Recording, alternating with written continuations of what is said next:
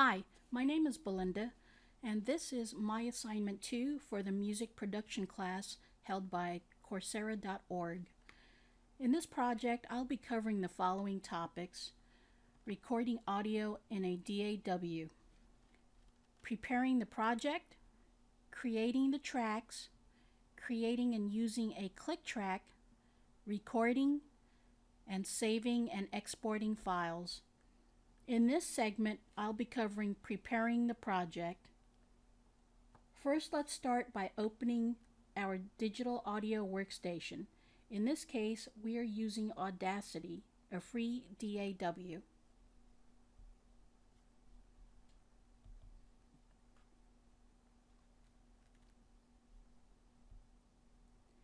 Let's look at the digital audio preferences by going to Edit and then Preferences.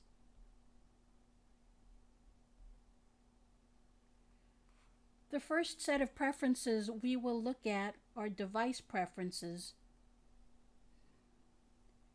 As you can see, one of the settings is playback device. This setting has two choices: speakers or Microsoft SoundMapper output. Since I don't have an audio interface connected to my laptop, I will select speaker. By selecting speaker, any sound produced by my DAW will be routed to my system speakers or my system headphones. The next set of preferences that we would like to look at are the recording device preferences. This setting has two choices: microphone or Microsoft SoundMapper input. I've selected Microsoft SoundMapper since I have a USB microphone connected to my laptop. If I didn't have this microphone, I would have selected the microphone setting, which would use my system microphone as an input device.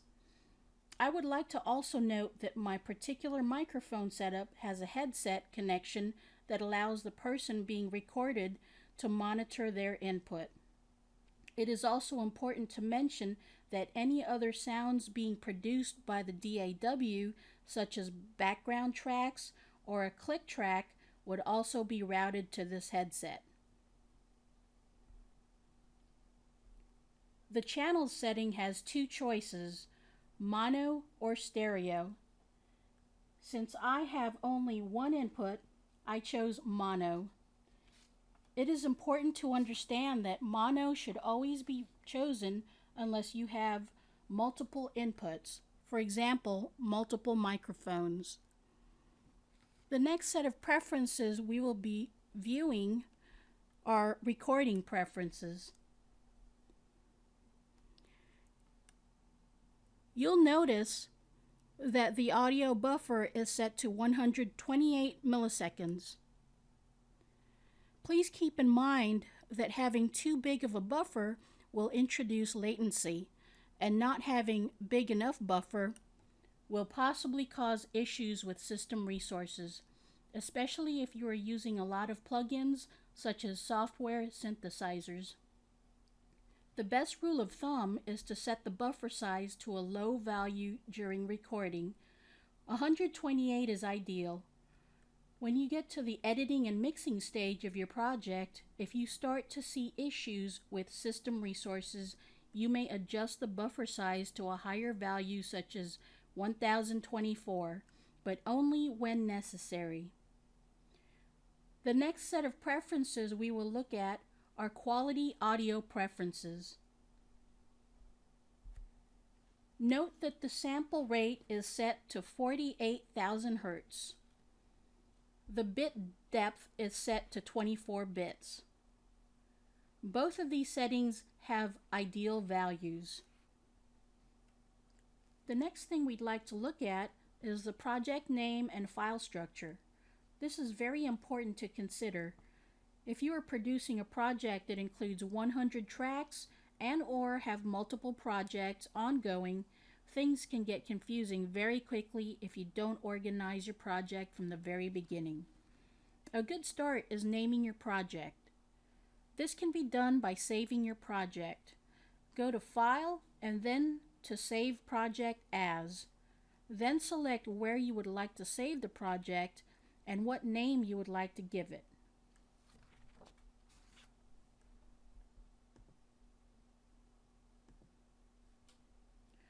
Note that Audacity will save this project file with a .aup extension. What that means is that Audacity is the only program that can open that file.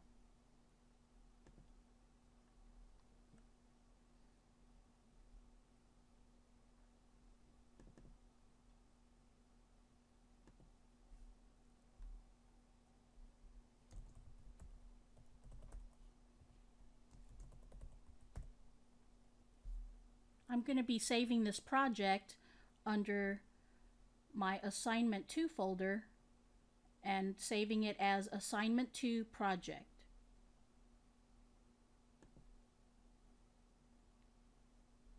Let's navigate to that folder to see what we can find. As you can see here, here's our file that we just saved, the Assignment 2 Project, and there's the Audacity icon. But also there's a folder with that same project name _data. What this folder contains are all the audio clips that we'll be recording in this particular project. In this case, it's still empty, and we'll go back to this after we make some recordings and check to see what sort of files it creates. But for now, we need to understand how important it is to save your project with a specific name so that you could later locate the files that you need. Also, it's also important to consider that when you share your files, not only do you share your .aup file, you also need to share the associated folder that goes along with that file. You can't have one or the other. You have to have both components in order for the project to be complete. The last thing we need to do to prepare the project is to check our microphone input levels. This can be done by enabling input monitoring. You can already see activity here on this meter. Then we'll do a sound check using our microphone. Testing, testing, 1, 2, 3, testing. Notice that we can adjust the input levels right here. The rule of thumb for Audacity users is that the input levels should not exceed -6 on the meter. Testing, 1, 2, 3, testing. 1, 2, 3, testing, testing, 1, 2, 3, testing, 1, 2, 3. This looks like a good level. Once you've made these adjustments, you are ready to start creating tracks.